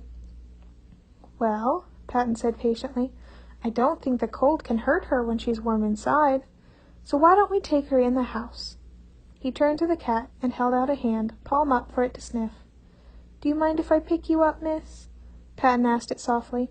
The kitten just purred and bumped its head against Patton's hand. Patton smiled and got to his feet. He leaned down and reached forward to carefully pick the cat up off Remus's lap. "Could you open the back door for me, Evan?" Patton asked. Janice had been frozen to his chair for the entire conversation, but he snapped out of it at the question and went to open the door for him. Janice and Remus would quickly find that he was not kidding. Patton did not just let the cat into the house, he also took it to the vet for a checkup and got it shots and even a microchip. Clearly he was expecting the thing to be a resident, far past the winter months. He then got it a collar with his address engraved on the tag, and all types of toys, including a cat tree and a litter box. He did also get it a cat bed, as promised, not that she ever used it. During the day she slept in Patton's lap, and at night on Janice's face. He even let Remus name the damned thing himself, and didn't even argue when Remus predictably named it something ridiculous. Diesel fuel. The thing proceeded to follow Remus around wherever he went after its christening. It adored him, and he adored it. Janice watched how much the two of them loved each other, along with how thankful Remus was to Patton for letting him save the cat with dread. How was he supposed to rip Remus away from all this when the time came? He honestly didn't know. Patton was acting cagey. Janice observed him suspiciously over breakfast, though it was nowhere near the same type of suspicious as it had been when they'd first eaten breakfast at this table. The man was practically vibrating in excitement over his toast. Janice was so distracted by his behavior that he didn't notice Diesel Fuel jump on the empty chair next to him until she hopped up and snatched the bacon straight from Janice's hand. "Hey!" Janice called after her. Remus giggled. "Teach that thing some manners," Janice hissed. Remus just stuck his tongue out at him. Patton reached over and put another piece of bacon on his plate. "Thanks," Janice said. "Of course," Patton said, with a smile far too wide for just being happy about Janice choosing to be polite. Janice narrowed his eyes at him. "What?" he asked. What? Patton asked. "Why are you being all too happy?" "I'm not," he tried. "You're a bad liar," he censored himself. Not because he knew cursing a lot made Patton uncomfortable. It was his own choice. "Okay," Patton relented, but didn't look all that torn up about not being able to keep the secret. "I have a fun surprise for you two." Remus immediately gasped. "A surprise?" "What type of surprise?" Janice asked. "It's a present," Patton said. Janice didn't have it in him to believe it could be anything other than a nice present. It was likely a present that was far too nice. Remus had even fewer reservations. "A present! For me!" "For you," Patton confirmed. "And Evan, too, of course." "Yay! Yay, present! Can I have it?" "Not quite yet," Patton said. "It hasn't arrived yet, but it will today." "Is it a pony or a dragon?" Patton chuckled. "It's not alive, no. You already have a pet, remember?" "True," Remus relented. "Diesel Fuel is better than any stinky dragon. Aren't you?" The cat had finished eating her stolen bacon and was currently trying to fight Remus's socked foot, to the boys' delight. "I'm going to have to ask you guys to spend a couple of hours either outside or in the basement, though." Janice let out a hiss of discontent at the prospect of outside. It was cold. Patton gave him an amused glance. Maybe the basement would be better for today. "I agree," Remus said, eyes alight with mischief. "We are not spying," Janice said firmly. Remus pouted at him. "No," Janice said, trying not to laugh. Remus answered. Great. He'd be running interference all morning. Patton seemed to also be able to read Remus like a book, but did not bother to hide his amusement. Janice narrowed his eyes at him. He wouldn't be the one who would have to somehow restrain Remus to a basement. "I'll let you two pick a movie," he tempted. "Like that'll slow him down," Janice grumbled. "When are we being exiled to the dungeon?" Despite saying that, the basement was actually pretty nice in Janice's opinion. Staying down there for an extended amount of time still made him anxious since it was closed in, but a couple of hours were fine. It was 3 rooms. One was a giant sitting room with a little electric fireplace and a couch. There was also a mini fridge Patton kept juice in, and a cabinet filled with snacks. It had a big TV and a case of movies. Patton called it the movie room, and they'd had a couple nights where they sat down there watching things for a few hours. There was also a bedroom and a small bathroom down there for guests. Patton had offered it to one or both of them, but neither he nor Remus were interested in sleeping underground. "Remy's going to be here to help me soon, and then I'll ask you to head down," Patton told them. Janice nodded and went back to eating breakfast. The cat pawed at Remus for food, and he snuck her some. Janice pretended not to notice. The doorbell rang a few minutes later, and Patton went to open it. After a few seconds, Remy invaded the kitchen in a flurry. "I come bearing coffee and flavored hot chocolate for those of us who can't have caffeine for medical and or my sanity reasons." "Pumpkin?" Remus asked. "Of course," Remy said. "Pumpkin hot chocolate for the pumpkin." "Me? I'm the pumpkin?" Remus asked, hopping up to stand on his chair in excitement. Remy swooped forward to pick him up under the arms and swung him around in a circle. "You're the pumpkin." "I guess that makes me a lunch lady gourd," Janice drawled. "Hey!" Patton said. "No!" Janice grinned and shape-shifted his arm to be longer so he could reach for the drink with an E on it. He took a sip. "What is this?" he asked. It tasted pretty good. "Salted caramel." "Because he's salty!" Remus declared gleefully from Remy's arms. "You get me, kid," Remy said. Janice rolled his eyes. "Stupid," he said. "Well, I did think about toasted marshmallow, but I thought that was in bad taste." "Remington!" Patton said, scandalized, but it startled a laugh out of Janice. "Bastard," Janice said affectionately. "That is not appropriate," Patton continued scolding. "He just compared himself to an ugly gourd. I think he's fine with it." "It was rude as hell," Janice said, "but I can appreciate that." In truth, it was a bit nice to have someone talk about his scars like they were just normal features to gently poke fun at. He thought Remy may have picked up on that, but Patton still seemed appalled. Despite his continued distress, Patton still suggested that they go downstairs and pick out a movie so he and Remy could get started on the present. Remy sent Remus back onto his chair and handed him his pumpkin hot chocolate. "Come on," Janice said to him, "and no peeking on what they're doing." "Of course not," Remus said innocently. "I never do that." Remy snorted. "Sure, kid." "Come on, Diesel Fuel," Remus called. The cat hopped down from the chair she'd been on and followed after him toward the basement. "I'll do my best," Janice told the adults, "but no promises. He's slippery."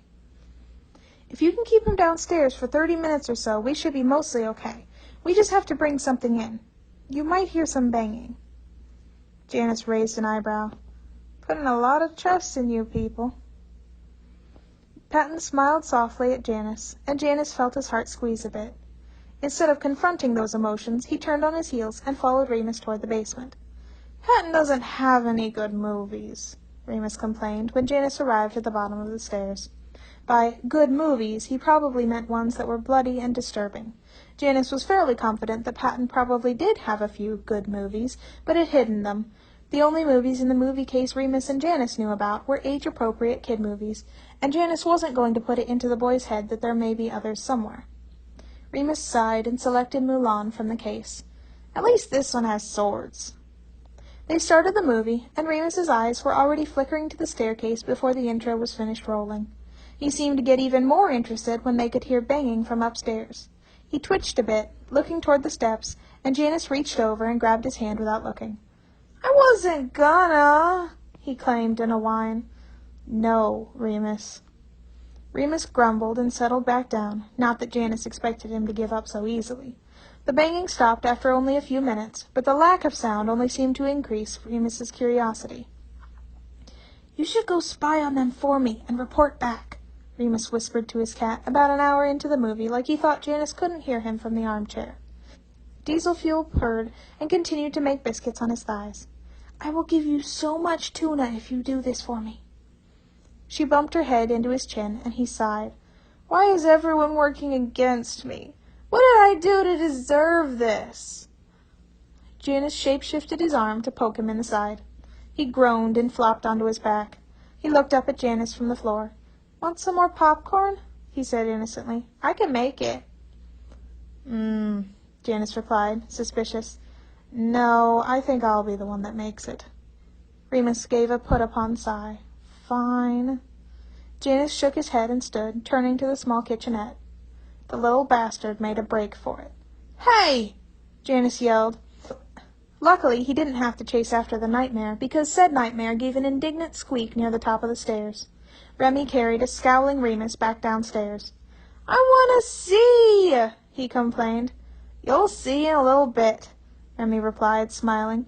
"Patton's finishing up a couple of things and sent me to come check on you two. It's a good thing, too, since somebody was making an escape attempt." "Was not," Remus claimed. "Oh, then what was it, my little convict?" "Reconnaissance." "Now that is a $10 word," Remy said, spinning in a circle. "And a lie." He tossed a shrieking Remus onto the couch. "Not a lie," Remus claimed with a giggle. "Oh, not a lie?" Remy asked, poking him in the side to make him giggle more. "Just a fib?" "No!" He hopped up and jumped over the couch. Janice shook his head at them and turned to make some more popcorn. It had been a dirty trick, but Janice actually did want some more. He watched Remy and Remus as the popcorn popped. Remy had far more energy than Janice did, and had proven himself a good outlet for Remus, who had boundless amounts of energy, whereas Janice often barely had any. Even now that he'd been eating right, sleeping well, and not spending most of his days in his shift, Janice was often exhausted. Remy, on the other hand, was able and willing to give chase around the basement as a giggling Remus attempted to dart for the staircase, only to be intercepted. Diesel Fuel contributed to the chaos, too, darting back and forth between the two of them. By the time the popcorn was finished, Remy had managed to snag a breathless Remus up and throw him back onto the couch. Janice walked over to them and dropped the popcorn into Remus's lap. "Here's your popcorn, you despicable creature." "Thanks," he said with a cheeky grin. He had no remorse for his behavior, obviously. He shoved a handful of popcorn into his mouth. Janice was content to let Remy take over the keep Remus contained duty. He curled back up on the armchair to watch the rest of the movie. Remus chattered to Remy and bounced on the couch, but the cat seemed to have had enough excitement and had decided to come curl up on top of Janice. Janice allowed this only because she was warm, and explained as much to her, while scratching her ear for emphasis. Mulan had ended, and they'd started watching Lilo and Stitch before Patton finally came down the steps. Remus shot up immediately. "Present?" he asked. "Yes," Patton said with a laugh. "It's present time." Remus danced happily across the basement. He picked up Diesel Fuel from Janice's lap and ran up the stairs with her in his arm. "Where's the present?" he yelled back down the stairs. "Wait for us," Patton called back.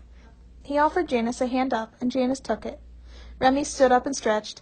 "I'm going to leave the three of you to that," he said with a wink. "I'll go pick up something to eat for lunch." "I can cook lunch," Patton said with a frown. "You've worked enough today," Remus said, patting him on the shoulder. That piqued Janice's interest in regard to the present, but he had a lot more patience than Remus. They left Remy at the bottom of the staircase to the second floor, and Patton led Remus and Janice up to the room that they'd been using since they arrived. He looked a little nervous suddenly, standing at the door and looking at the two of them. "You can change things if you like," Patton assured, "but I hope you like it." Janice and Remus watched him curiously as he pushed open the door. The first thing Janice noticed was that the bed, or rather, beds, were different. The twin bed they'd been sleeping on together was gone. There were now 2 matching twin-sized bed frames and mattresses. Patton had shoved them together so they almost looked like one, but they were 2 separate beds that could be pulled apart easily. Then Janice noticed the rest of the room. There had been 1 desk already, but a second one had been shoved into a corner. There was a small stack of books on the newer desk. Janice could see a snake on the cover of one. A corkboard had been installed over the beds. Patton had already pinned a couple of pictures Remus had drawn during their time here to it. Janice saw Remus let go of the cat out of the corner of his eye. She hopped onto one of the new beds to sniff at the pillow on it. She seemed to decide it was sufficient and curled up on it. "And," Patton said, "there's this for the door, if you want it." He was holding out a hand-painted wooden sign with bright yellow and green paint. It read, "Evan and Jimmy." Janice felt his throat constrict a bit. He started, but he was cut off by a choked sound from Remus. Janice jerked his head over to see that the boy had tears rolling down his cheeks. He turned and ran from the room. Patton's extremely worried eyes met Janice's. "I'll get him," Janice said. I'll get him." He turned and ran, though if he was more chasing after Remus or fleeing the room Patton had designed just for them, he didn't know. Remus was not difficult to find. He was crying loudly, and the sounds led Janice to a small closet under the stairs. Janice quietly slipped in beside him. Remus turned to him where he was seated. "I don't want to go," he cried.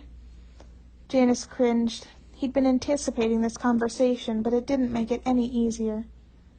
"Remus, you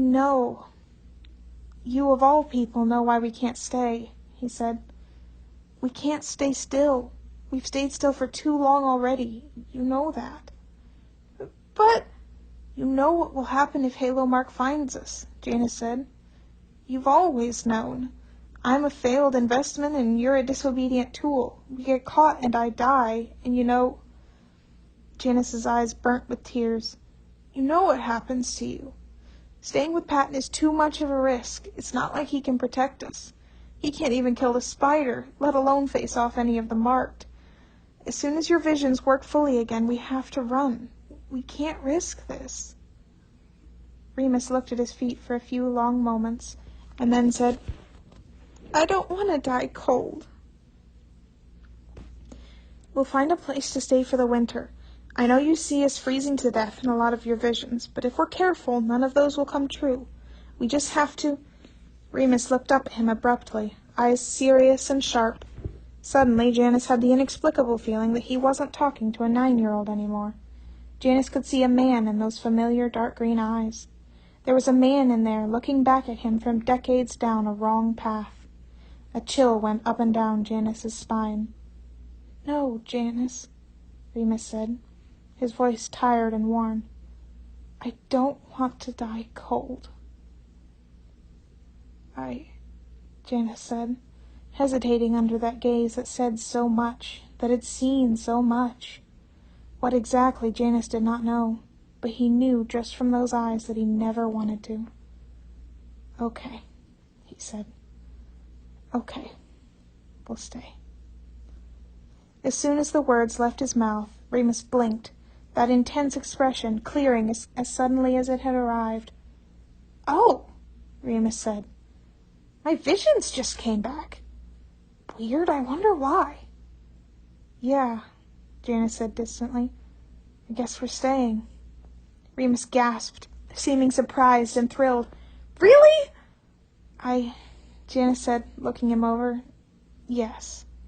"I have to go tell Diesel Fuel. She's been so worried."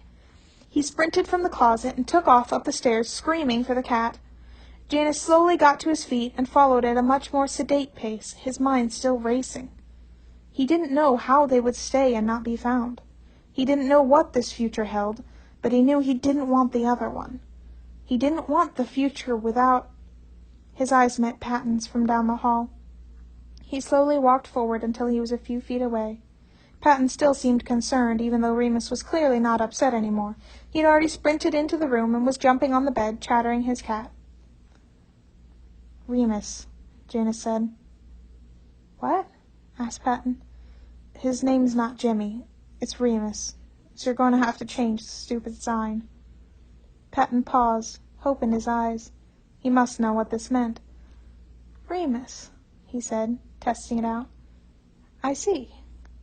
There was an unspoken question in his gaze, but Janice didn't know if he was ready to answer it even now. "J," he decided on. "The letter J, and that's all you get for now." Patton nodded slowly. "I'll leave room on the new sign, then," he said. And despite himself, that made Janice feel a little bit better.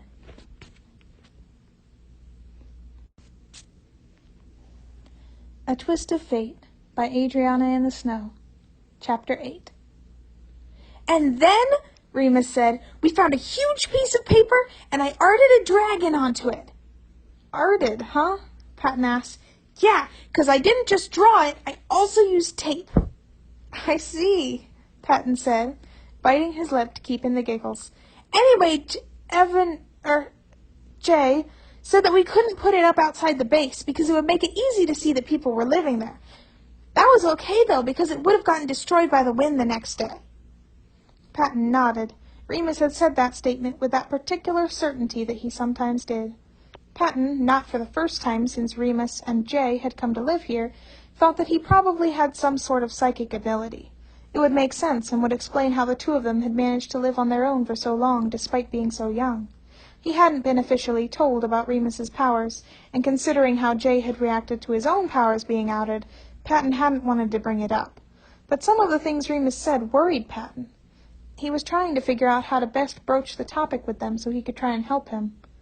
"It did end up getting lost one day," Remus continued, "when we were moving to a new place.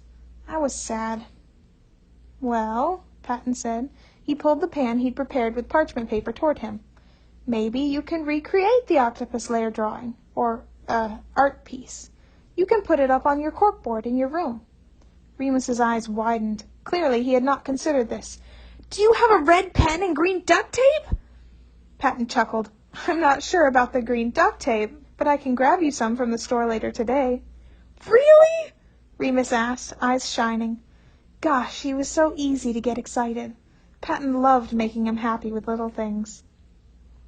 Unable to bear the adorable without some outlet, Patton reached forward and bopped him on the nose. His eyes went a bit cross-eyed, and he stuck out his tongue just a bit. If Patton didn't currently have a bowl in one of his hands, he'd have been unable to stop himself from hugging him. "Of course," Patton said, scraping the last of the batter from the bowl into the cake pan. "Now, do you want to lick the spoon?"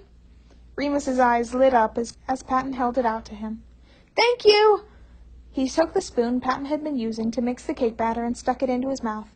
"I'm going to go find the perfect paper," he proclaimed as he skipped off toward the staircase. Patton watched him go with a smile and a headshake.